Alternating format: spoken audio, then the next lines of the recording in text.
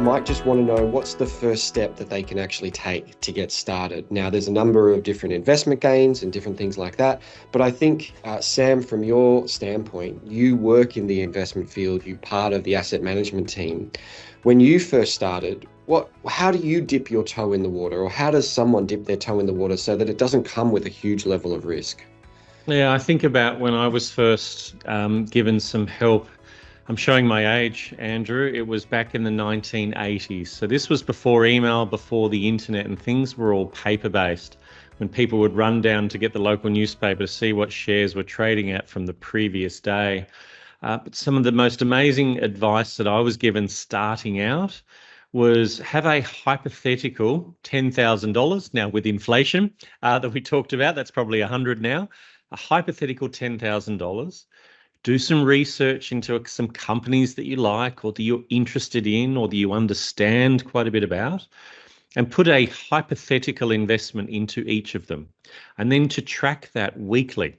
And I remember actually doing this with a few names that just don't exist on the Australian Stock Exchange anymore, but it became fascinating because I was obsessed with those going up and I was horrified with those companies going down, and trying to understand the differences. And now, if you fast forward from not the 1980s, but through to now, all of that information is readily available online.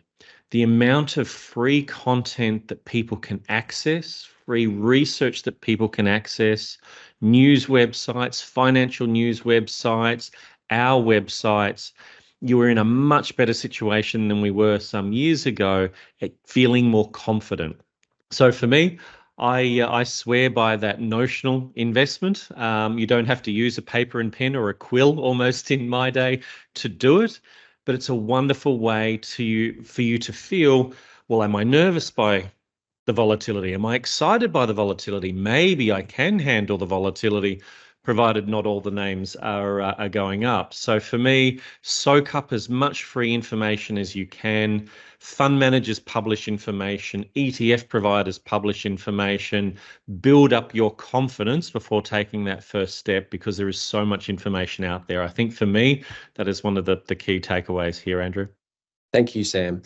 Reuven, from your perspective, when someone's looking to get started, who are the people that they can either talk to, or what are the suggestions that you have? Well, they could certainly talk to a financial planner. They could also talk to a broker. And there is a difference between an online broker who just will execute your order and a full service broker. So for those who might be a little bit skittish or might be time poor and want a bit more hand-holding, a full service broker can give advice. They have research analysts. They might have a position on the market, which way it's heading.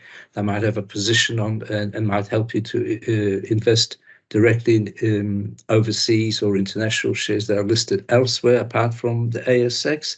And they also might have a position on the companies that you're interested in, or they might have expertise in certain industries. So there is a difference between an online broker and a full service broker. As your confidence and your knowledge grows, you might sort of have a tilt more towards one or the other. But good advice is worth it. So, if you can, so seek it out where needed. Thank you, Reuven. And there are games, digital games that you can play that allow you to trade on the stock market where you're not actually using your own money, but it does track with what's going on a daily basis. And I think from our research, it shows that those who have shares then become more interested in their financial fitness. They track their spending and their budget more than the average person. And I think one of the big things that you can take out of this is stay informed, educate yourself, understand the risks and manage them, build a team of people around you, look at the structure that the assets are going to be invested in, look at the diversification, and finally look at the time frame that you're willing to be invested in that market, and protect yourself with having an emergency fund so you don't have to crystallize any of those losses.